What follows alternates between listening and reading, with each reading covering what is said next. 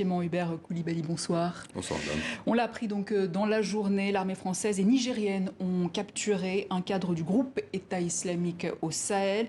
Selon un communiqué de l'état-major des armées françaises, il s'agit de Dadi Ould Chouaïb, plus connu sous le nom de Abou Dardar, annonce alors qu'il y a une semaine, Emmanuel Macron avait annoncé le retrait progressif de Barkhane. Comment vous, ancien ministre des Affaires étrangères, avez accueilli cette nouvelle? J'ai appris par une annonce, à mon avis, un peu à minima pour l'instant, que ce cadre donc, terroriste dans notre région sahélienne avait été appréhendé. Et je crois savoir aussi qu'il fait partie de ceux qui avaient été un peu utilisés comme monnaie au moment de la monnaie d'échange, au moment de la libération du regretté Soumaïla Cissé et de Sophie Pétronet. Et donc ça veut dire que le travail des forces continue sur le terrain. Parce que vous savez, à un moment donné, il faut concéder certaines choses pour avancer, et quitte à se rattraper un peu plus loin. Ce n'est pas la première fois que ça arrive, hein, vous savez, que des terroristes soient libérés et qu'après ils puissent être rattrapés, pour certains arrêtés et d'autres totalement neutralisés. Et du coup, l'annonce du retrait des forces françaises de Barkhane, du retrait progressif de ces forces, comment avez-vous réagi à cette annonce d'Emmanuel Macron? C'est une décision annoncée par le chef de l'État français, mais je crois savoir aussi que c'est un processus qui est préparé de longue date. Je ne l'accroche pas systématiquement aux questions politiques internes actuelles au Mali. Il était question depuis un bon moment d'une évolution sur le format de la force Barkhane. Je pense que c'est cela qui est en cours. Mais alors, Macron qui justifie cette décision en disant qu'il ne veut surtout pas négocier avec les terroristes, contrairement au gouvernement malien. Mais quand on sait par exemple que le journaliste français Olivier Dubois est toujours retenu en otage au Mali, je rappelle qu'il avait été enlevé il y a 2 mois à Gao par un groupe terroriste affilié à Al-Qaïda.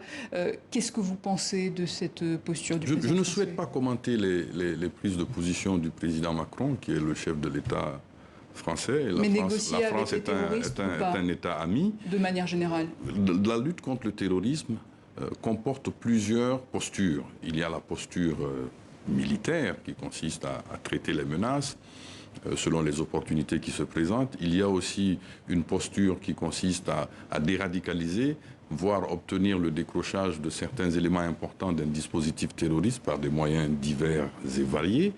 Et il y a aussi une action en direction des populations pour leur permettre d'avoir une posture psychologique refusant donc le terrorisme. Aujourd'hui, au Mali, nous avons eu plusieurs séquences, notamment le dialogue national inclusif, qui, c'est vrai, avait prescrit de tenter de dialoguer avec certains éléments. Il y a des Maliens qui sont dans ces organisations-là. Entre Maliens, nous devons pouvoir trouver le moyen d'obtenir que la paix s'installe entre Maliens, que ceux qui sont Maliens et qui sont terroristes renoncent à ce mode violent donc d'expression politique, mais à une condition, c'est que la République soit sauve, que la République n'en paye pas le prix. Nous sommes une République laïque, sociale, plurielle. Cela ne doit pas être un enjeu dans une éventuelle discussion avec ceux qui voudraient quitter le terrorisme. Comme le dit Emmanuel Macron. Le terrorisme est l'affaire du monde. C'est l'affaire du monde.